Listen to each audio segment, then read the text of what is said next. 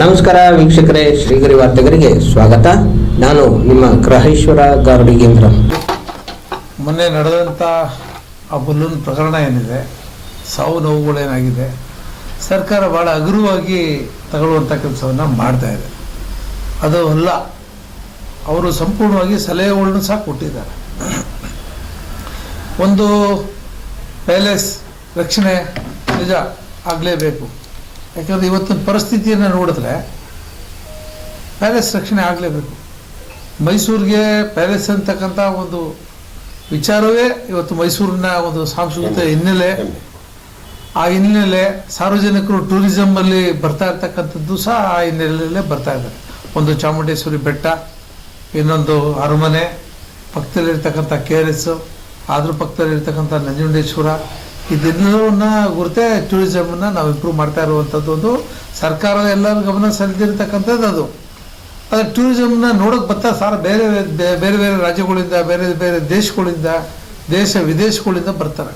ದಸರಾ ಟೈಮ್ನಲ್ಲಂತೂ ಕೋಟ್ಯಾಂತರ ಜನ ಬಂದು ಹೋಗ್ತಾರೆ, ನಿಮಗೆಲ್ಲ ಗೊತ್ತಿರ್ತಕ್ಕಂಥ ವಿಷಯ. ಅದು ಚಾಮುಂಡಿ ಬೆಟ್ಟಕ್ಕೆ ಪರಿಸರ ಪ್ರೇಮಿಗಳು ಬೆಳಿಗ್ಗೆ ಆದರೆ ಎಲ್ಲರೂ ಸಹ ಹೋಗ್ತಾರೆ, ಮೆಟ್ಲು ಮೂಲಕ ಹೋಗ್ತಾರೆ. ಅಲ್ಲಿ ದಸರಾ ಟೈಮಲ್ಲಿ ಮಾತ್ರ ಸ್ವಚ್ಛತೆಗಳಾಗ್ತದೆ. ಎಷ್ಟೋ ಜನ ಮೆಟ್ಲು ಅಲ್ಲಿ ಏರುವಂಥವ್ರು, ಪ್ರತಿನಿತ್ಯ ಹೋಗುವಂಥವ್ರು ಸಹ ಇದ್ದಾರೆ. ಒಂದು ಸರ್ಕಾರ ಆಗಿ, ಒಂದು ಸ್ಥಳೀಯ ಸಂಸ್ಥೆಗಳಾಗಿ ಆ ಒಂದು ಪರಿಸ್ಥಿತಿ, ಸಾವಿರಾರು ಜನ ಪರಿಸರ ಪ್ರೇಮಿಗಳು ದಿನನಿತ್ಯ ವಾಕಿಂಗ್ ಮಾಡ್ತಾರೆ. ಅವರಿಗೆ ಒಂದು ಮೂತ್ರ ವಿಸರ್ಜನೆ ಮಾಡಲಿಕ್ಕೋಸ್ಕರ ಒಂದು ಟಾಯ್ಲೆಟನ್ನು, ಹೈಟೆಕ್ ಒಂದು ಟಾಯ್ಲೆಟ್ನ ಮಾಡಬೇಕಾದಂಥದ್ದು ಸ್ಥಳೀಯ ಸಂಸ್ಥೆಯ ಒಂದು ಜವಾಬ್ದಾರಿ ಅಂತ ನಾನಾದರೂ ಸಹ ಹೇಳ್ತೀನಿ. ಕೆಳಗಡೆ ಎಂಟ್ರೆನ್ಸಲ್ಲಿ ಒಂದು ಹೈಟೆಕ್ ಒಂದು ಟಾಯ್ಲೆಟನ್ನು ಮಾಡಿಕೊಟ್ಟು ಅಲ್ಲಿ ಯಾರು ನೇಮಕವನ್ನು ಮಾಡಿದರೆ ಅಲ್ಲಿ ಹೋಗುವಂಥ ಪರಿಸರ ಪ್ರೇಮಿಗಳು ದಿನ ಯಾರು ಹೋಗ್ತಾರೆ. ಮತ್ತು ಪ್ರತಿ ಆಷಾಢ ಬಂದಾಗ ಲಕ್ಷಾಂತರ ಜನ, ಸಾವಿರಾರು ಜನ ಪ್ರತಿನಿತ್ಯ ಓಡಾಡೋದಿದೆ, ಲಕ್ಷಾಂತರ ಜನ ಹೋಗ್ತಾ ಇರ್ತಾರೆ. ಅವಾಗ ಒಂದಷ್ಟು ಟಾಯ್ಲೆಟು, ಬಾತ್ರೂಮ್ಸ್ಗಳು ಈಗ ಟೂರಿಸಮ್ ಡೆವಲಪ್ ಮಾಡೋದು ಹೆಂಗೆ? ಟೂರಿಸಮ್ ಡೆವಲಪ್ ಮಾಡಬೇಕಾದ್ರೆ ಎಷ್ಟೋ ಜನ ಈ ರೀತಿಯಾದ ಸವಲತ್ತುಗಳು ಸಿಕ್ಕಿದ್ರೆ, ಈಗ ಮೈಸೂರವ್ರು ಮಾತ್ರ ನಾವು ಬೆಟ್ಟ ಹತ್ತುವಂಥ 1,000 ಮೆಟ್ಲಿದೆ, ಅದನ್ನು ಹತ್ತುವಂಥ ಕೆಲಸ ಮಾಡ್ತೀವಿ. ಆದರೆ ಇದೆಲ್ಲ ವ್ಯವಸ್ಥೆಗಳನ್ನ ನಾವು ಮಾಡಿಕೊಟ್ರೆ ರಾಜ್ಯದ ಮೂಲೆಗಳಿಂದ ಸಾರ್ವಜನಿಕರು ಬರ್ತಾರೆ, ಬೆಟ್ಟನ ಹತ್ತುವಂಥ ಕೆಲಸವನ್ನು ಮಾಡ್ತಾರೆ. ಅದನ್ನು ಸಹ ನಾವು ಮನಸ್ಸಲ್ಲಿಕ್ಕೆ ಮಾಡಬೇಕು. ಮತ್ತು ರಘುವರು ಹೇಳಿದ ರೀತಿ ಸಾಯಿರ ರೋಡನ್ನು ನೋಡಲಿಕ್ಕೆ ಆಗೋದಿಲ್ಲ. ಯಾಕಂದರೆ ಎಲ್ಲೆಲ್ಲಿಂದ ಬಂದು ವ್ಯಾಪಾರ ಮಾಡುವಂಥದ್ದು, 2 ಫುಟ್ಪಾತನ್ನು ಆಕ್ರಮಿಸ್ಕೊಂಡು ಕೂತಿದ್ದಾರೆ. ಸಾರ್ವಜನಿಕರು ಈ ಕಡೆಯಿಂದ ಆ ಕಡೆ ಪಾಸ್ ಆಗೋಕ್ಕಾಗಲ್ಲ. ಎಷ್ಟು ಜನ ಹಳ್ಳಿಯಿಂದ ಬರುವಂಥ ಮುಗ್ಧ ಜನರುಗಳು, ಅವ್ರಿಗೆ ಟಾರ್ಚರ್ ಆಗ್ತಾಯಿದೆ, ಹೆಣ್ಮಕ್ಳುಗಳು ಓಡಾಡೋಕ್ಕೆ ಟಾರ್ಚರ್ ಆಗ್ತಾಯಿದೆ. ಅದಕ್ಕೆಲ್ಲ ಪೊಲೀಸವರು ಯಾಕೆ ಕುಮ್ಮಕ್ಕು ಕೊಟ್ಕೊಂಡು ಕೂತವ್ರೆ? ಪೊಲೀಸವ್ರದ್ದು ಏನು ಪಾತ್ರ? ಫುಟ್ಪಾತನ್ನು ರಕ್ಷಣೆ ಮಾಡುವಂಥ ಕೆಲಸ ಪೊಲೀಸವ್ರದ್ದು ಇಲ್ವಾ? ಕೇವಲ ಟ್ರಾಫಿಕ್ ಜನರ ದುಡ್ಡು ವಸೂಲು ಮಾಡೋದು, ಹೆಲ್ಮೆಟ್ ಇಲ್ಲಾಂದರೆ ದುಡ್ಡು ವಸೂಲು ಮಾಡೋದು, ಇನ್ಶೂರೆನ್ಸ್ ಇಲ್ಲಾಂದರೆ ದುಡ್ಡು ವಸೂಲು ಮಾಡೋದು, ಇಷ್ಟೇನಾ ಪೊಲೀಸವ್ರ ಕೆಲಸ? ದಯವಿಟ್ಟು ಇದನ್ನು ಸಹ ಇದ್ರ ಬಗ್ಗೆ ಕಮಿಷನರು ಗಮನ ಹರಿಸ್ಬೇಕು. ಸಂಬಂಧಪಟ್ಟಂಥ ACP ಗಮನ ಹರಿಸ್ಬೇಕು. ಕೆಲವು ಸಂದರ್ಭದಲ್ಲಿ ಗಮನಕ್ಕೆ ತಂದರೂ ಸಹ ಅವರು ಸರಿಯಾದ ರೀತಿಯಲ್ಲಿ ಕೆಲಸ ಅಂತ ಅನ್ನಿಸ್ತಾ ಇಲ್ಲ ನನಗೆ. ಯಾಕೆ ಆ ಫುಟ್ಪಾತನ್ನು ತೆರವು ಮಾಡೋಂಥ ಕೆಲಸ ಮಾಡ್ತಾ ಇಲ್ಲ? ರಾಜಮಾರ್ಗ ಅಂತೇಳಿ ಅದನ್ನು ನಾವು ನಗರ ಪಾಲಿಕೆಯಿಂದ ಆ ಸ್ಟೋನಲ್ಲಿ ಇಲ್ಲಿಂದ ನಾವು ಇದ್ರವರೆಗೆ ಮಾಡಿದ್ದೀವಿ, ಬನ್ನಿಮಠದವರೆಗೂ ಸಹ ಅದು ರಾಜಮಾರ್ಗ ಅಂತಕ್ಕಂಥ ಡಿಕ್ಲೇರ್ ಮಾಡಿದ್ದೀವಿ. ಆರ್ಟ್ ಆಫ್ ಸಿಟಿ, ಆ ಸಿಟಿ ಗೌರವನೇ ಉಳಿಸ್ಲಿಲ್ಲ ಅಂದರೆ ಇನ್ನೇನು ಉಳಿಸೋಕ್ಕೆ ಸಾಧ್ಯ ಇದೆ? ನಗರ ಪಾಲಿಕೆಯಲ್ಲಿ ನಗರ ಪಾಲಿಕೆ ಆಯುಕ್ತರು ದಯವಿಟ್ಟು ಇದ್ರ ಬಗ್ಗೆ ಗಮನ ಹರಿಸ್ಬೇಕು. ಸರ್ಕಾರಕ್ಕೆ ನಾವು ಒತ್ತಾಯನ ಮಾಡ್ತೀನಿ. ಯಾಕೆ ಈ ವಿಚಾರಗಳು ಮೈಸೂರು ನಗರದ ಸಾರ್ವಜನಿಕರುಗಳಿಗೆ ನಿರಂತರವಾಗಿ ಇವಾಗ ಟಾರ್ಚರ್ ಆಗ್ತದೆ? ಏನಕ್ಕೆ ಅಂದರೆ 2.5 ವರ್ಷ ಆಯಿತು ಸ್ಥಳೀಯ ಸಂಸ್ಥೆ ಚುನಾವಣೆ ಆಗಿ, 2 ವರ್ಷ ಆಯಿತು. 2 ವರ್ಷದಿಂದ ಯಾವುದೇ ಚುನಾಯಿತ ಪ್ರತಿನಿಧಿಗಳಿಲ್ಲ. ವಾಟ್ರು ಬರ್ತಾ ಇಲ್ಲ. ಈಗ ನಮ್ಮನೆಗೆ ಬೆಳಿಗ್ಗೆಯಿಂದ ನಮ್ಮ ತಾಯಿ ಹೇಳಿದ್ರು, ಜಯನಗರಕ್ಕೆ 3 ದಿನದಿಂದ ಒಂದು ಕಳೆದ 15 ದಿನದಿಂದ ಈ ರೀತಿ ಸಮಸ್ಯೆ ಆಗಿದೆ. ಯಾವುದೋ ಟೈಮಲ್ಲಿ ನೀರು ಬಿಡ್ತಾರೆ, ಕೇಳೋದಿಲ್ಲ, ಕಾರ್ಪೊರೇಟ್ಗಳಿಲ್ಲ. ಆ ಚುನಾವಣೆನ ಸರಿಯಾದ ಟೈಮ್ಗೆ ಸರ್ಕಾರ ಆ ಟೈಮ್ಗೆ ಚುನಾವಣೆಗಳನ್ನ, ಸ್ಥಳೀಯ ಸಂಸ್ಥೆ ಚುನಾವಣೆಗಳು ಮಾಡಿದ್ರೆ ಚುನಾಯಿತ ಪ್ರತಿನಿಧಿಗಳು ಇರ್ತಾರೆ, ಸಾರ್ವಜನಿಕರು ಅವ್ರನ್ನ ಕೇಳ್ತಾರೆ, ಕಾರ್ಪೊರೇಟ್ಗಳು ಕೇಳ್ತಾರೆ. ಈಗ ಪ್ರತಿಯೊಂದನ್ನು MLA ಕೇಳಬೇಕು, MP ಅವ್ರನ್ನ ಕೇಳಬೇಕು. ಆಗ 65 ವಾರ್ಡ್ ಇದೆ, 65 ಜನ ಪ್ರತಿನಿಧಿಗಳು ಸಿಗ್ತಾ ಇದ್ರು ನಮಗೆ. ಅದನ್ನು ಯಾಕೆ ಸರ್ಕಾರ ಮಾಡ್ತಾ ಇಲ್ಲವೋ ಗೊತ್ತಾಯ್ತಾ ಇಲ್ಲ. ಸರ್ಕಾರಕ್ಕೆ ಕೂಡಲೇ ಒತ್ತಾಯ ಮಾಡ್ತೀನಿ, ಸ್ಥಳೀಯ ಸಂಸ್ಥೆಗಳ ಚುನಾವಣೆಗಳನ್ನ ನೀವು ಮಾಡಲೇಬೇಕು. ಮೈಸೂರು ನಗರ ಅದನ್ನು ಸಹ ಸಿದ್ದರಾಮಯ್ಯನವರು ನಿಮ್ಮ ಒಂದು ಡಿಸ್ಟಿಕ್ ಇದು, ಈ ಡಿಸ್ಟಿಕಲ್ಲಿ ಚುನಾವಣೆ ಮಾಡಿದೆ ಸಾರ್ವಜನಿಕರು ಪ್ರತಿಯೊಂದು ಸರ್ಕಾರದ ಮೇಲೆ ಡಿಪೆಂಡ್ ಆಗತ್ತಾ? ಸ್ಥಳೀಯ ಸಂಸ್ಥೆಗಳ ಸ್ಥಳೀಯ ನಾಯಕರುಗಳ ಮೇಲೆ ಡಿಪೆಂಡ್ ಆಗ್ತಾಯಿದ್ರು. ಇವತ್ತು ಆ ಕೆಲಸ ಆಗ್ತಾ ಇಲ್ಲ. ತುಂಬ ಸಮಸ್ಯೆ ಆಗ್ತಾಯಿದೆ. ಕುಡಿಯೋ ನೀರಿನ ಸಮಸ್ಯೆ ಆಗ್ತಾಯಿದೆ. ರಸ್ತೆಗಳಲ್ಲಿ ದನಗಳು ರಾಜಾರೋತ್ಸವ ಓಡಾಡ್ತಾ ಇದ್ದಾವೆ. ಫುಟ್ಪಾತ್ಗಳಲ್ಲಿ ರಾಜಾರೋತ್ಸವಾಗಿ ವ್ಯಾಪಾರ ಮಾಡ್ತಾವ್ರೆ ಜನಗಳು. ಎಲ್ಲಿ ಬೇಕಾದ್ರೆ ಅಲ್ಲಿ ನಿಂತ್ಕೊಂಡು ಗಲೀಜು ಎಷ್ಟು ಗಲೀಜು. ಇವತ್ತು ಜಯದೇವ ಒಂದೇ ಇರಲಿ, ಯಾವ ಏರಿಯಾ ತನ ಬಿಟ್ಟವ್ರೆ. ಜಯದೇವ ಹಾಸ್ಪಿಟ್ಲ್ ಮುಂದೆ ಸ್ಲಮ್ ಆಗ್ಬಿಟ್ಟಿದೆ. ಕೇರ್ ಆಸ್ಪತ್ರೆ ಸುತ್ತಮುತ್ತ ನೋಡಿ ನೀವು ಹೆಂಗಾಗಿದೆ ಪರಿಸ್ಥಿತಿ. Heart of city. ಆ ಫುಟ್ಪಾತ್ಗಳು ಅವ್ರಿಗೆ ಮಾಡಬೇಡಿ ಅಂತ ಹೇಳ, ಅವ್ರ ಜೀವನ ಮಾಡಲಿ. ನೀವು ಈ ರೀತಿ ಬೇಕಾಬಿಟ್ಟು ಬಿಟ್ಕೊಂಡಾಗ ಫುಟ್ಪಾತ್ ಅವರು ಬೇರೆ ಜನನೂ ಸಹ, ಬೇರೆ ಬಿಸ್ನೆಸ್ಸಲ್ಲಿ ಇರೋರು ಸಹ ಇವತ್ತು ಫುಟ್ಪಾತ್ಗೆ ಬರ್ತಾವ್ರೆ. ನಾವು ಯಾಕೆ ಮಾಡಬಾರ್ದು ಫುಟ್ಪಾತ್ ವ್ಯವಹಾರನ? ಬಾಡಿಗೆ ಇಲ್ಲ, ಬಂಕ ಇಲ್ಲ, ಟ್ಯಾಕ್ಸ್ ಇಲ್ಲ. 50 ಪೆಟ್ಟಿ ಬಂದೈತೆ. ಎಷ್ಟು ಪೆಟ್ಟಿಗಳು ಕೇಳೋರು ಇಲ್ಲ. ಕಾರ್ಪೊರೇಷನ್ ಚುನಾಯಿತ ನಮ್ಮ ಏನು ಕಮಿಷನ್ ಇದ್ದಾರೆ, ದಯವಿಟ್ಟು ಈ ಹೋಟ್ಲುಗಳು ಫುಟ್ಪಾತ್ ಅಲ್ಲಿ ಇರ್ತಕ್ಕಂಥ ಎಂಕ್ರೋಚ್ಮೆಂಟು ಇವೆಲ್ಲವನ್ನು ತಪ್ಪಿಸ್ಲಿ. ಟೂರಿಸಮ್ಗೆ ಒತ್ತು ಕೊಡೋದ ಕೆಲಸ ಅಂದರೆ ಚಾಮುಂಡಿ ಬೆಟ್ಟಕ್ಕೆ ಬದಿನಲ್ಲಿ ನಾವು ಹೋದಾಗ ಹೇಳಿದ್ರು, ಒಂದು ಟಾಯ್ಲೆಟ್ ಬೇಕ್ರಿ, ಇಲ್ಲಿ ಯಾವ ಟಾಯ್ಲೆಟ್ ಇಲ್ಲ. ಚಾಮುಂಡಿ ಬೆಟ್ಟ ಹತ್ತಬೇಕಾದ್ರೆ ಒಂದು ಟಾಯ್ಲೆಟ್ ಬೇಕಾಗತ್ತೆ. ಇಳಿಬೇಕಾದ್ರೆ ಅಲ್ಲಿಂದ ಮನೆಗೆ ಹೋಗ್ಬೇಕಾಗತ್ತೆ. ಅವರು ಮನೆಗೆ ಹೋಗೋರ್ಗು ಎಷ್ಟೋ ಜನಕ್ಕೆ ಶುಗರ್ ಇರ್ತದೆ, ಶುಗರ್ ಪೇಷಂಟ್ ಇರ್ತಾರೆ. ಅವರೆಲ್ಲರೂ ಸಹ ರಕ್ಷಣೆ ಮಾಡಬೇಕಲ್ಲ. ಈ ಸ್ಥಳೀಯ ನಾಯಕರುಗಳು ಡಿ ಸಿ ಅವ್ರನ್ನ ಒತ್ತಾಯ ಮಾಡ್ತೀನಿ, ದಯಮಾಡಿ ಈ ವಾರದಲ್ಲಿ ಹೋಗಿ ಡಿ ಸಿ ಅವರು, ನೀವು ನಗರ ಪಾಲಿಕೆಯಲ್ಲಿ ಇದ್ರಿ, ಡಿ ಸಿ ಅವರು ಕಮಿಷನರ್ ಆಗಿದ್ರಿ, ನಿಮ್ಗೆ ಇಲ್ಲಿಯ ಒಂದು ವಿಚಾರಗಳು ನಿಮ್ಗೆ ಗೊತ್ತಿದೆ. ಇವಾಗ ಅವತ್ತು ಚುನಾಯಿತ ಪ್ರತಿನಿಧಿಗಳು ಇಲ್ಲದಂಥ ಸಂದರ್ಭದಲ್ಲಿ ನೀವು ತೆರಿಗೆ ದುಡ್ಡು ಉಸ್ಲು ಮಾಡಿದ್ರೆ ಒಂದು ದಾಖಲೆ ಮಾಡಿದ್ದೀರಿ. ಲಕ್ಷ್ಮೀಕಾಂತ್ ರೆಡ್ಡಿ ಅವರು ಒಂದು ದಾಖಲೆ ಮಾಡಿದ್ದಾರೆ, ಡೆವಲಪ್ಮೆಂಟ್ ಮಾಡಿದ್ದಾರೆ. ಅವ್ರಿಗೆಲ್ಲ ಗೊತ್ತಿ. ಡಿ ಸಿ ಆಗಿ ಇವತ್ತು ಜಿಲ್ಲಾಧಿಕಾರಿಯಾಗಿ ಆಗಿದ್ದೀರಿ. ದಯವಿಟ್ಟು ನಿಮ್ಗೆ ಒತ್ತಾಯ ಮಾಡ್ತೀನಿ, ಇದ್ರ ಬಗ್ಗೆ ಗಮನ ಹರಿಸ್ಬೇಕು. ಒಂದು ಫುಟ್ಪಾತಲ್ಲಿ ತೆರವುಗೊಳಿಸುವಂಥ ಕೆಲಸ ಮಾಡಬೇಕು. ಮತ್ತು ಫುಟ್ಪಾತ್ ಹೋಟ್ಲುಗಳಿಗೆ ಒಂದು ಕಾನೂನು ಮಾಡಬೇಕು. ಬನ್ನಿರಿ, ಸರಸ್ವಪುರಮಲ್ಲಿ 2 ಬದಿಯಲ್ಲಿ ನಿಂತವ್ರೆ. ರಸ್ತೆಯಲ್ಲಿ ಓಡಾಡೋಕ್ಕೆ ಜಾಗ ಇಲ್ಲ. ಮಧ್ಯದಲ್ಲಿ ಇರೋದು 15 ಅಡಿ, ಒಂದು 100 ಅಡಿನಲ್ಲಿ 20 ಗಾಡಿ ನಿಂತ್ಕೊತವೆ. ಹೆಂಗ್ರಿ ಓಡಾಡ್ತಾರೆ ಜನ? ಅಲ್ಲಿ ಕುಡಿತಾರೆ, ಡ್ರಿಂಕ್ಸ್ ಮಾಡ್ತಾರೆ, ಅಲ್ಲೇ ಪಾನಿಪುರಿ ತಗೋತಾರೆ, ಅಲ್ಲೇ ಫುಟ್ಪಾತಲ್ಲಿ ಕೂತ್ಕೊಂಡು ಕುಡಿತಾರೆ. ಪೊಲೀಸವ್ರು ಕೇಳ್ತಾ ಇಲ್ಲ. ಆಮೇಲೆ ಇನ್ನೂ ಒಂದು ಅವಮಾನ, ನಮಗೆ ನಾಚಿಕೆ ಆಗುತ್ತೆ. ಮೈಸೂರು ಗೌರವ ಹಾಳು ಮಾಡ್ತಾ ಇದ್ದಾರೆ. ದಯಮಾಡಿ ಪೊಲೀಸರು ಈ ಡಿಪಾರ್ಟ್ಮೆಂಟ್ ಬಗ್ಗೆ ನಾನು ಹೋದಾಗ ವೈಯಕ್ತಿಕವಾಗಿ ನಾನು ಪ್ರೆಸ್ ಮೀಟಲ್ಲಿ ಹೇಳೋಕ್ಕಾಗದೆ ವಿಷಯನ ಕಮಿಷನರ್ಗೆ ಹೇಳಿದ್ದೀನಿ. ಅದ್ರ ಬಗ್ಗೆ ಒಬ್ಬ ಹೆಣ್ಮಗಳಿದ್ದೀರಿ, ನೀವು ಮೈಸೂರು ಗೌರವ ಉಳಿಸ್ಬೇಕು ಅಂತ ಹೇಳಿದ್ದೀರಿ.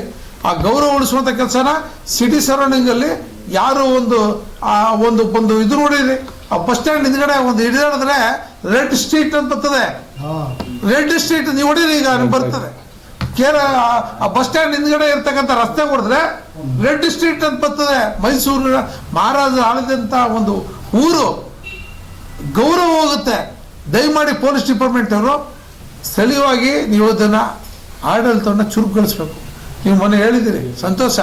ಗಾಂಜಾ ಮತ್ತು ಅಫೀಮ್ ಇವೆಲ್ಲನೂ ನಾವು ತಡೆ ಹಿಡಿತೀವಿ ಅಂತ, ಇದ್ರ ಬಗ್ಗೆನೂ ಗಮನ ಹರಿಸ್ಬೇಕು. ಇವೆಲ್ಲ ಮೈಸೂರಿನ ಗೌರವದ ಪ್ರಶ್ನೆ. ಇದು ಗೌರವದ ಪ್ರಶ್ನೆ. ಇಲ್ಲ ಅಂದ್ರೆ ಇಡೀ ಪೊಲೀಸ್ ಡಿಪಾರ್ಟ್ಮೆಂಟ್ ಅವ್ರ ಜೊತೆ ಕೈ ಜೋಡಿಸಿದಿರಿ ಅಂತ ಅರ್ಥ ಅದು. ದಯಮಾಡಿ ಅರ್ಥಕ್ಕೆ ನೀವು ಜೀವ ತುಂಬುವಂಥ ಕೆಲಸ ಮಾಡಬೇಡಿ. ನಿಮ್ಗೆ ಗೊತ್ತಿದೆಯೋ ಸಾರ್ವಜನಿಕವಾಗಿ ನಾವು ಇಷ್ಟು ಮನಸ್ಪಿಚ್ಚು ಹೇಳಬಾರ್ದು. ಇಂಥ ವಿಚಾರಗಳನ್ನ ನಾವು ಹೇಳಕ್ಕೆ ನಮಗೆ ನಾಚಿಕೆ ಆಗುತ್ತೆ ಮೈಸೂರು ಬಗ್ಗೆ. ಆದರೂ ಸಹ ನಾವು ಬಿಚ್ಚಿ ಹೇಳ್ತಾ ಇದ್ದೀವಿ, ಪೊಲೀಸ್ ಕಮಿಷನರ್ ಅವರೇ, ನಿಮ್ಮ ಬಗ್ಗೆ ಒಬ್ಬ ಹೆಣ್ಣು ಮಗಳಿದ್ದೀರಿ, ನಿಮ್ಮ ಬಗ್ಗೆ ಭಾಳ ಗೌರವ ಇದೆ ನಮಗೆ. ನಮ್ಮ ಪಾರ್ಟಿಯವರು ವೈಯಕ್ತಿಕವಾಗಿ ನಿಮ್ಮ ಆಡಳಿತವನ್ನು, ನಿಮ್ಮ ಸ್ಥಳೀಯ ಆಡಳಿತವನ್ನು ಭಾಳ ಗೌರವಿಸ್ತೀವಿ. ನಿಮಗೆ ಸಪೋರ್ಟಾಗಿ ನಿಂತಿದ್ದೋ ನಾವು. ನಿಮಗೆ ಕಲ್ಲು ಹೊಡೆದಾಗ ಯಾವ ಸ್ಟೇಷನಪ್ಪ, ನಮ್ಮ ಉದಗಿರಿ ಸ್ಟೇಷನ್ ಕಲ್ಲು ಹೊಡೆದಾಗ ನಿಮ್ಮ ಪರವಾಗಿ ನಾವು ನಿಂತಿದ್ದೀವಿ. ನಿಮ್ಮ ಪರವಾಗಿ ನಾವು ಮಾತಾಡಿದ್ವಿ, ಸರ್ಕಾರ ವಿರುದ್ಧವಾಗಿ ಮಾತಾಡಿದ್ದೀವಿ. ನಮ್ಮ ವಿರೋಧ ಪಕ್ಷದ ನಾಯಕರು ಬಂದಿದ್ದಾರೆ. ಪೊಲೀಸ್ ಡಿಪಾರ್ಟ್ಮೆಂಟ್ ಮಾಡುವಂಥ ಒಳ್ಳೆ ಕೆಲಸಕ್ಕೆ ನಾವೆಲ್ಲರೂ ಸಪೋರ್ಟ್ ಮಾಡ್ತೀವಿ. ರಘು ಅವರು ಇರ್ಬೋದು, ರಾಜೇಶ್ ಇರ್ಬೋದು, ನಾವು ಪ್ರತಿಯೊಬ್ಬರು ಮಾಡ್ತೀವಿ. ಅಕ್ರಮಗಳು ನಡೀತಿದ್ರು ಕಣ್ಣು ಮುಚ್ಕೊಂಡು ಕೂತ್ಕೊತಿರಲ್ಲ, ಅದು ನಿಮ್ಮ ಪೊಲೀಸ್ ಡಿಪಾರ್ಟ್ಮೆಂಟ್ಗೆ ಗೌರವ ಬರೋಲ್ಲ. ದಯಮಾಡಿ ಪೊಲೀಸ್ ಡಿಪಾರ್ಟ್ಮೆಂಟ್ ಅಂದರೆ ಹೆಂಗಿರ್ಬೇಕಂದ್ರೆ, ಹಿಂದೆ ಒಂದು ಕಾಲದಲ್ಲಿತ್ತು, ಕಸ್ತೂರಿ ರಂಗನ್ ಅಂತ ಒಬ್ಬ ಅಧಿಕಾರಿ ಇದ್ದರು. ಅಂಥ ಆಡಳಿತವನ್ನು ನೀವು ಕೊಡಬೇಕಂತ ನಿರೀಕ್ಷೆಯನ್ನು ಮಾಡ್ತೀವಿ ನಾವು. ಹೆಣ್ಮಗಳಾಗಿ ನೀವು ಅಂಥ ಆಡಳಿತವನ್ನು ಕೊಡಬೇಕು ಅಂತ ನಾವು ನಿರೀಕ್ಷೆ ಮಾಡ್ತೀವಿ. ದಯಮಾಡಿ ಇದನ್ನು ಮಾಡೋದ ಕೆಲಸ ಮಾಡಿ. ರಘು ಅವರು ಭಾಳ ಒಳ್ಳೆ ಸಬ್ಜೆಕ್ಟನ್ನು ಮಾತಾಡಿದ್ದಾರೆ. ಮೈಸೂರು ಪ್ಯಾಲೇಸಿಂದನೇ ಇಡೀ ಟೂರಿಸಮ್ ಇವತ್ತು ಉಳಿದಿರೋದು. ಮತ್ತು ನಮ್ಮ ಓಲ್ಡ್ ಬಿಲ್ಡಿಂಗ್ಸ್ ಏನಿದ್ದಾವೆ ಅವು ರಕ್ಷಣೆಗೆ ಬರಬೇಕು. ಹೆರಿಟೇಜ್ ಬಿಲ್ಡಿಂಗ್ ರಕ್ಷಣೆ ಬರಬೇಕು. ಹೆರಿಟೇಜು ಅಂತ ನಾವು ಪಟ್ಟಿ ಮಾಡಿ ಹೆರಿಟೇಜ್ ಸಿಟಿ ಅಂತ ನೀವು ಘೋಷಣೆ ಮಾಡ್ತೀರಿ, ಅದಕ್ಕೆ ಕೊಡಬೇಕಾದಂಥ ಸವಲತ್ತುಗಳು ಕೊಡಲ್ಲ. ನಮ್ಮ ಇದನ್ನು ಮೊನ್ನೆ ಹೇಳಿದ್ದಾರೆ, ನಮ್ಮ ಅವಧಿಯಿಂದಲೂ ಸಹ ನಾವು ಪ್ರಾರಂಭ ಮಾಡಿದೋ ಯಾವುದು ಫೈರ್ ಬ್ರಿಗೇಡ್ ಬಿದ್ದು ಎಷ್ಟು ವರ್ಷ ಆಯಿತು. ಇವತ್ತವರೆಗೂ ನಾವು ಹೇಳ್ತಾ ಇದ್ದಾರೆ ಮುಖ್ಯಮಂತ್ರಿಗಳು. ಬಾಬಾ ಸಾಹೇಬ್ ಅಂಬೇಡ್ಕರ್ ಅವರ ಇದು ನಾನಿದ್ದ MLA ಇದ್ದಾಗ ಕ್ಯಾಬಿನೆಟ್ಟಲ್ಲಿ 26 ಕೋಟಿ ಅಪ್ರೂವಲ್ ಮಾಡಿಸಿದ್ದೀನಿ. ಇವತ್ತವರೆಗೂ 2.5 ವರ್ಷ ಆಯಿತು. ನೀವು ಮಾಡೋಕ್ಕೆ ಸಾಧ್ಯ ಆಗಿಲ್ಲ, ರಾಜಕೀಯ ಆಗಲ್ಲ ನಿಮಗೆ. ದೊಡ್ಡದಾಗಿ ಹೇಳ್ತೀರಿ ಬಾಬಾ ಸಾಹೇಬ್ ಅವ್ರನ್ನ ನೀವು ಜೋಬಲೆ ಮಡಿಕ ಓಡಾಡ್ತೀರಿ, ಸಂವಿಧಾನ ನಮ್ಮದು ಅಂತ. ಆ ಪುಟ್ಟಂಥ ಪುಣ್ಯಾತ್ಮ ಬಿಲ್ಡಿಂಗು ಅದನ್ನು ಮಾಡಿದವನು ನಾನು, ಪ್ಲ್ಯಾನ್ ಮಾಡಿದವನು ನಾನು. ಮೂಡೋದ್ರಿಂದ ಜಾಗ ಕೊಟ್ಟೆ, ಮೂಡೋದ್ರಿಂದ ಜಾಗ ಕೊಟ್ಟು ಅದಕ್ಕೆ ದುಡ್ಡು ಕೊಟ್ಟು 3 ಡಿಪಾರ್ಟ್ಮೆಂಟಿಂದ ದುಡ್ಡು ಕೊಟ್ಟು ಮಾಡಿದಂಥ ಕೆಲಸನ ನಮ್ಮ ಸರ್ಕಾರದಲ್ಲಿ 26 ಕೋಟಿ ಅಪ್ರೂವಲ್ ಮಾಡಿಸಿದ್ದೀನಿ. ಕ್ಯಾಬಿನೆಟ್ ಅಪ್ರೂವಲ್ ಆಗಿರೋದನ್ನ ನೀವು ಮಡಿಕೊಂಡು ಕೂತಿದ್ರೆ 2 ವರ್ಷದಿಂದ ನಿಮ್ಗೆ ಏನು ನೈತಿಕತೆ ಇದೆ? ದಯಮಾಡಿ ಕೂಡಲೇ ಅದ್ರ ಬಗ್ಗೆ ಗಮನ ಹರಿಸ್ಬೇಕು ಅಂತಕ್ಕಂಥ ಒತ್ತಾಯನ ಈ ಸಂದರ್ಭದಲ್ಲಿ ಮಾಡ್ತಾ, ರಘುವರು ಮಾಡಿರ್ತಕ್ಕಂಥ ಒಳ್ಳೆಯ ಕಾರ್ಯಕ್ಕೆ ನಾವೆಲ್ಲರೂ ಕೈ ಜೋಡಿಸುವಂಥ ಕೆಲಸವನ್ನು ನಾವು ಮಾಡ್ತೀವಿ ಅಂತಕ್ಕಂಥದ್ದಿದೆ. ಇವತ್ತು ಮೈಸೂರು ನಗರವನ್ನು ನಾವು ನೀವೆಲ್ಲರೂ ಸಹ ಸೇರಿ ರಕ್ಷಣೆ ಮಾಡಬೇಕಾಗಿದೆ, ಈ ಪರಂಪರೆ ರಕ್ಷಣೆ ಮಾಡಬೇಕಾಗಿದೆ. ದಯಮಾಡಿ ಕೈ ಮುಗಿದು ಕೇಳ್ಕೊತೀನಿ ಮುಖ್ಯಮಂತ್ರಿಗಳೇ, ನೀವು ದಯಮಾಡಿ ಈ ಒಂದು ವಿಷಯವನ್ನು ಇತ್ಯರ್ಥ ಮಾಡಬೇಕು. ಅವ್ನಿಗೇನಾದರೂ ಬಿಲ್ ಕೊಡೋಂಗಿದ್ರೆ ಕೊಡಿಸ್ಬೇಕು. ಆ ಮಹಾರಾಜರು ರಂಗಾಚಲ್ ದಿವಾನ್ ರಂಗಾಚಾರ್ಯ ಅವರ ಹೆಸರಲ್ಲಿ ಕಟ್ಟಿ ಭಾಳ ಶ್ರೇಷ್ಠವಾದಂಥ ಕೆಲಸವನ್ನು ಮಾಡಿದಂಥ ಸಂದರ್ಭದಲ್ಲಿ ಆ ಒಂದು ಗೌರವ ಇರಬೇಕು. ಮತ್ತು ಕಲಾವಿದರಿಗೆ ಇವತ್ತು ಸಹ ಎಷ್ಟೋ ಕಡೆ ಕಿತ್ತು ಬಿದ್ದೋಗ್ತಾ ಇದೆ, ಆದರೂ ಸಹ ಟೌನನ್ನು ಉಪಯೋಗ ಮಾಡ್ಕೊಂಡು ಎಷ್ಟೋ ಕಾರ್ಯಕ್ರಮಗಳು ನಡೀತಾ ಇದೆ. ದಯಮಾಡಿ ಆ ಕಾರ್ಯಕ್ರಮಗಳು ಸಹ ನಡಿಬೇಕಾದಂಗೆ ಮಾಡಬೇಕಾದ್ರೆ ಮುಖ್ಯಮಂತ್ರಿಗಳಲ್ಲಿ ಭಾಳ ಪರ್ಸ್ನಲ್ ಆಗಿ ವಿನಯ ಪೂರ್ವಕವಾಗಿ ನಾನು ಕೈ ಮುಗಿದು ಕೇಳ್ಕೊತೀನಿ. ಈ ಕೆಲಸನಾದರೂ ಒಂದಾದರೂ ಸಹ ನೀವು ಮಾಡಲೇಬೇಕು ಅಂತಕ್ಕಂಥ ಒತ್ತಾಯವನ್ನು ಸಂದರ್ಭ ಹೇಳಕ್ಕೆ ಇಚ್ಛೆಪಡ್ತೀನಿ. ಅದೇ ರೀತಿ ನಮ್ಮ ಸರ್ಕಾರ ಇದ್ದಾಗ ಸೆಲರ್ ಅಲ್ಲಿ ವೆಹಿಕಲ್ ಪಾರ್ಕಿಂಗ್ ಮಾಡಲಿಕ್ಕೆ ಕೋಟ್ಯಾಂತ ಸುಮಾರು 6.5-7 ಕೋಟಿ ರೂಪಾಯಿ ದುಡ್ಡನ್ನು ಕೊಟ್ಟು ಆ ಪಾರ್ಕಿಂಗು ಭಾಳ ವ್ಯವಸ್ಥಿತವಾಗಿ ಮಾಡಿದ್ದೀವಿ. ಆ ಪಾರ್ಕಿಂಗನ್ನು ಉಪಯೋಗ ಮಾಡ್ತಾ ಇದ್ದಂಥ ಸ್ಥಿತಿನಲ್ಲಿ ಸ್ಥಳೀಯ ಸಂಸ್ಥೆಗೆ ಬಂದಿದೆ. ದಯಮಾಡಿ ನಗರ ಪಾಲಿಕೆಯ ಆಯುಕ್ತರು ಮೈಸೂರು ನಗರದ ಹೃದಯ ಭಾಗದಲ್ಲಿರ್ತಕ್ಕಂಥ ಅರಸೂರು ರೋಡಲ್ಲಿ ಏನು ವೆಹಿಕಲ್ ಪಾರ್ಕಿಂಗ್ ಮಾಡ್ತಾ ಇದ್ದಾರೆ ಆ ಓನರ್ಸ್ಗಳು, ಆ ಓನರ್ಗಳನ್ನ ಯಾರು ಅಂತ ಟ್ರೇಸ್ ಔಟ್ ಮಾಡಿ ಆ ಓನರ್ಗಳನ್ನ ಪಾರ್ಕಿಂಗನ್ನು ನೀವು ಅಲ್ಲಿ ತಗೋಗಿ ಪಾರ್ಕಿಂಗ್ ಮಾಡಿಸ್ಬೇಕು. ಮತ್ತು ಆ ಪಾರ್ಕಿಂಗ್ ಮಾಡಿ ಒಂದು ವೆಹಿಕಲ್ ಕೊಟ್ಟು ಅವ್ರಿಗೆ ಇಷ್ಟೊಂದು ಚಾರ್ಜ್ ಮಾಡಿ ಅದನ್ನು ಮಾಡಿಕೊಟ್ರೆ ಸಾರ್ವಜನಿಕರು ಅರಸೂರು ರೋಡ್ ಬರಲಿಕ್ಕೆ ಮಾರ್ಕೆಟಿಗೆ ಬರೋಕ್ಕೆ ಭಾಳ ಅನುಕೂಲ ಆಗ್ತದೆ. ಸಾರ್ವಜನಿಕರು ವೆಹಿಕಲ್ನ ಅರಸೂರು ರೋಡಲ್ಲಿ ನಿಲ್ಲಿ ಪೇನ್ ಪಾರ್ಕಿಂಗ್ ಮಾಡ್ಕೊಳ್ಳಿ, ನಮ್ದೇನು ಅಭ್ಯಂತರ ಇಲ್ಲ. ಆದರೆ ಈ ನಿಲ್ಲಿಸ್ತವ್ರಲ್ಲ ಎಲ್ಲ ಓನರ್ ಸಾಫ್ಟ್ ಓನರ್ಸ್ಗಳು ಅವರ ಒಂದು ವೆಹಿಕಲ್ಗಳನ್ನ ಅರಸೂರು ರೋಡ್ ಬಂದ ಸಂದರ್ಭ ಆ ವೆಹಿಕಲ್ನ ಪಾರ್ಕಿಂಗ್ ಅಲ್ಲಿ ಮಾಡಿಸುವಂಥ ಕೆಲಸವನ್ನು ಸ್ಥಳೀಯ ಸಂಸ್ಥೆ ಆಗಿರ್ತಕ್ಕಂಥ ನಗರ ಪಾಲಿಕೆ ಆಯುಕ್ತರು ಮತ್ತು DC ಅವರು ಇದ್ರ ಬಗ್ಗೆ ಗಮನ ಹರಿಸ್ಬೇಕು ಅಂತೇಳಿ ಒತ್ತಾಯನ ಮಾಡ್ತೀನಿ. ಮುಖ್ಯಮಂತ್ರಿಗಳಿಗೆ ಒತ್ತಾಯ ಮಾಡ್ತೀನಿ, ಆ ಟೌನನ್ನು ರಿಪೇರಿ ಮಾಡಿಕೊಟ್ರೆ ಸುತ್ತಮುತ್ತ ಇರ್ತಕ್ಕಂಥ ಯಾವ ಕಲಾಪೋಷಕರು ಅಂತ ಏನಿದ್ದಾರೆ ನಾಟಕ ಪೌರಾಣಿಕ ನಾಟಕಗಳನ್ನ ಆಡ್ತಾರೆ ಅವರೆಲ್ಲ ಈ ಗ್ರಾಮಗಳವೆ ಮೈಸೂರು ಸಿಟಿ ಒಳಗೆ ಕನ್ನೇಗೌಡ ಕೊಪ್ಪಲು, ಪಡುವಳ್ಳಿ, ಒಂಟಿಕೊಪ್ಪಲು ಇವೆಲ್ಲ ನಾಟಕ ಆಡ್ತಾರೆ. ಅಲ್ಲಿ ಹೋಗಿ ಅಶೋಕ್ಪುರಮಿಂದ ನಾಟಕ ಆಡಕ್ಕೆ ಬರ್ತಾರೆ, ಗಾಯದಿಂದ ನಾಟಕ ಆಡಕ್ಕೆ ಬರ್ತಾರೆ. ಈಗ ಊರು ಈ ಸಿಟಿ ಒಳಗಡೆ ಯಾವ ಊರುಗಳಿದ್ದಾವೆ ಅವರಷ್ಟು ಜನ ಸಹ ಬರ್ತಾರೆ, ಅಕ್ಕಪಕ್ಕ ಹಳ್ಳಿಯವರು ಬರ್ತಾರೆ.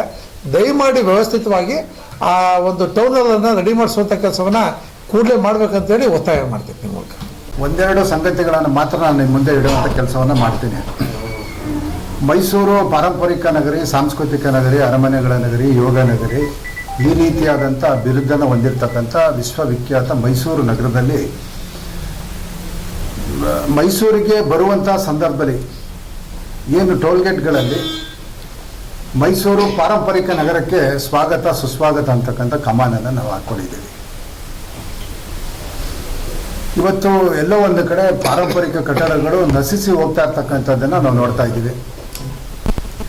ನಾನು ವಿಶೇಷವಾಗಿ ಗಮನ ಹರಿಸುವಂಥ ವಿಚಾರ ಏನಪ್ಪ ಅಂತಂದರೆ, ಸನ್ಮಾನ್ಯ ಮುಖ್ಯಮಂತ್ರಿಗಳು ಮೈಸೂರಿನವರೇ ಆಗಿದ್ದು, ಮೈಸೂರು ಜಿಲ್ಲೆಯವರೇ ಆಗಿದ್ದರಿಂದ ಮೈಸೂರಿನ ಪಾರಂಪರಿಕತೆ ಬಗ್ಗೆ ಅವರಿಗೆ ಸಾಕಷ್ಟು ವಿಚಾರಗಳು ಗೊತ್ತಿದ್ರೂ ಕೂಡ ಮೈಸೂರಿನ ಪಾರಂಪರಿಕತೆಯನ್ನು ಉಳಿಸ್ಕೊಳ್ಬೇಕಾಗಿರ್ತಕ್ಕಂಥ ಒಂದು ಜವಾಬ್ದಾರಿಯೂ ಕೂಡ ಅವ್ರ ಮೇಲೆ ಇರೋದ್ರಿಂದ ಸ್ವತಃ ಒಬ್ಬ ಮುಖ್ಯಮಂತ್ರಿಯಾಗಿ ಮೈಸೂರಿನ ಪಾರಂಪರಿಕತೆಯನ್ನು ಉಳಿಸ್ಕೊಳ್ಳೋ ಅಂಥದ್ರಲ್ಲಿ ಅವರೆಲ್ಲ ಒಂದು ಕಡೆ ಹಿಂದೆ ಹೋಗ್ತಾ ಇರ್ತಕ್ಕಂಥದ್ದು ನಾವು ಗಮನಿಸ್ತಾ ಇದ್ದೀವಿ.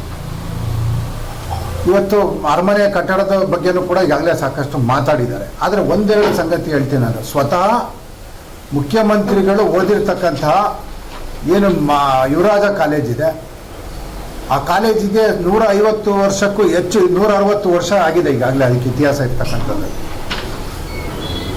ಅಲ್ಲಿ ಎಸ್.ಎಂ. ಕೃಷ್ಣ ಅವರು ಇರ್ಬೋದು, ಸ್ವತಃ ಮಹಾರಾಜರು ಕೂಡ ಅಲ್ಲಿ ಓದಂಥದ್ದು. ಆ ರೀತಿ ಕುವೆಂಪು ಅವರು ಕೂಡ ಅಲ್ಲಿ ಓದಂಥದ್ದು, ಅಲ್ಲಿ ಪಾಠ ಮಾಡಿರೋವಂಥದ್ದು. ಇಂಥ ಒಂದು ಇತಿಹಾಸ ಇರ್ತಕ್ಕಂಥ ಇಂಥ ಒಂದು ಪಾರಂಪರಿಕ ಕಟ್ಟಡವನ್ನು ಸ್ವತಃ ತಾವು ಕೂಡ ಅಲ್ಲಿ ಓದಿರ್ತಕ್ಕಂಥ ಕಟ್ಟಡ ಇವತ್ತು ಒಳಗಡೆ ಚಾವಣಿಗಳು ಬಿದ್ದಿರ್ತಕ್ಕಂಥದ್ದು ನಾವು ನೋಡ್ತಾ ಇದ್ದೇವೆ. ಸ್ವತಃ ಅವರೇ ಕೂತು ಓದಂಥ ಲೈಬ್ರರಿ ಇವತ್ತು ಬೀಗ ಹಾಕಿದೆ, ಯಾಕೆಂದರೆ ಚಾವಣಿಗಳು ಬೀಳ್ತಾ ಇದೆ ಅಂತಕ್ಕಂಥದ್ದು. ಅಂದರೆ ಎಲ್ಲೋ ಒಂದು ಕಡೆ ಮೈಸೂರಿನ ಪಾರಂಪರಿಕ ಕಟ್ಟಡಗಳು ಇವತ್ತು ನಾವು ವಾಣಿ ವಿಲಾಸ ಮಾರುಕಟ್ಟೆ ಇರ್ಬೋದು, ದೇವರಾಜ ಮಾರುಕಟ್ಟೆಗೆ ಅದಕ್ಕೆ ಸ್ವತಃ ತಾವು ಮುಖ್ಯಮಂತ್ರಿ ಇದ್ರಿ, ಕೋರ್ಟ್ಗೆ ಹೋಗಿರ್ತಕ್ಕಂಥವ್ರನ್ನ ಮತ್ತು ಅಲ್ಲಿ ಇರ್ತಕ್ಕಂಥವ್ರನ್ನೆಲ್ಲ ಕೂಡಿಸಿ ತಾವು ಮೈಸೂರಿನವರೇ ಆದ್ದರಿಂದ ಒಂದು ಮಾತುಕತೆ ಮುಖಾಂತರ ಅದನ್ನು ಬಗೆಹರಿಸಿ ಅದಕ್ಕೂ ಕೂಡ ಒಂದು ಮುಕ್ತಿ ಕೊಡುವಂಥ ಕೆಲಸವನ್ನು ಅವ್ರು ಮಾಡ್ಬೋದಿತ್ತು. ಅದನ್ನು ಕೂಡ ಮಾಡಲಿಲ್ಲ. ಲ್ಯಾನ್ಸ್ಡೌನ್ ಬಿಲ್ಡಿಂಗ್ ಕಡೆಯನ್ನು ಕೂಡ ಗಮನ ಹರಿಸಲಿಲ್ಲ. ಅಂದರೆ ಮೈಸೂರಿನ ಪಾರಂಪರಿಕ ಕಟ್ಟಡಗಳ ಬಗ್ಗೆ ಮುಖ್ಯಮಂತ್ರಿಗಳು ಈ ರೀತಿಯಾದಂಥ ನಿರ್ಲಕ್ಷ್ಯ ತೋರಿಸಿರ್ತಕ್ಕಂಥದ್ದು ಇದು ಸರಿಯಲ್ಲ ಅಂತಕ್ಕಂಥ ಮಾತನ್ನು ಈ ಸಂದರ್ಭದಲ್ಲಿ ನಾನು ಹೇಳಲಿಕ್ಕೆ ಇಷ್ಟಪಡ್ತೇನೆ. ಮತ್ತು ಅದೇ ರೀತಿಯಲ್ಲಿ ಇವತ್ತು ಸರ್ಕಾರ ರಾಜ್ಯದಲ್ಲಿ ಎಂಥ ಒಂದು ದುಸ್ಥಿತಿಗೆ ಹೋಗಿದೆ ಅಂದರೆ, ನೀವು ಕಳೆದ 1 ತಿಂಗಳಿಂದನೂ ಕೂಡ ಹಿಂದೆನೂ ಕೂಡ 2-3 ತಿಂಗಳು ಈ ಖಾತೆಗಳನ್ನ ಮಾಡಲಿಕ್ಕೆ ಸಾಧ್ಯನೇ ಆಗ್ತಿರಲಿಲ್ಲ. ಈ ಮತ್ತೆ ಈ ಖಾತೆ ವಿಚಾರವಾಗಿ ಕಳೆದ 1 ತಿಂಗಳಿಂದ ಇಡೀ ರಾಜ್ಯದಲ್ಲಿ ಯಾವುದೂ ಕೂಡ ಈ ಖಾತೆಗಳನ್ನ ಮಾಡಿಸ್ಲಿಕ್ಕೆ ಸಾಧ್ಯ ಆಗ್ತಾ ಇಲ್ಲ. ನೀವು ಬೇರೆ ಬೇರೆ ರಾಜ್ಯಗಳಲ್ಲಿ ನೋಡಿದಂಥ ಸಂದರ್ಭದಲ್ಲಿ ಅಲ್ಲಿಯ ಸಾಫ್ಟ್ವೇರ್ಗಳು ಬೇರೆ ರೀತಿಯಾದಂಥ ಒಂದು ವ್ಯವಸ್ಥೆಯಲ್ಲಿರ್ತಕ್ಕಂಥದ್ದು. ಅಲ್ಲಿ ಜನರು ಯಾರು ಕೂಡ ಕಚೇರಿಗಳಿಗೆ ಹೋಗಿ ಅವರು ಈ ಖಾತೆಗಳಿಗೆ ತಮ್ಮ ಅರ್ಜಿಗಳನ್ನು ಕೊಡುವಂಥ ವ್ಯವಸ್ಥೆನೇ ಇಲ್ಲ. ಅವರು ಮನೆಯಲ್ಲಿ ಕೂತ್ಕೊಂಡು ಅಥವಾ ಸೈಬರ್ಗಳಲ್ಲಿ ಹೋಗಿ ಕೂತ್ಕೊಂಡು ಅವರು ಅಪ್ಲಿಕೇಶನನ್ನು ಅಪ್ಲೋಡ್ ಮಾಡಿದ್ರೆ ಒಂದು ಸಲ ಅಪ್ಲಿಕೇಶನ್ ಸರಿ ಇದ್ದರೆ ಅದು ಅಕ್ಸೆಪ್ಟ್ ಮಾಡ್ಕೊಳ್ಳುತ್ತೆ, ಸರಿ ಇಲ್ಲ ಅಂದರೆ ಏನು ಹಾಕಬೇಕು ಅಂತಕ್ಕಂಥದ್ದನ್ನು ಅದೇ ಹೇಳುತ್ತೆ.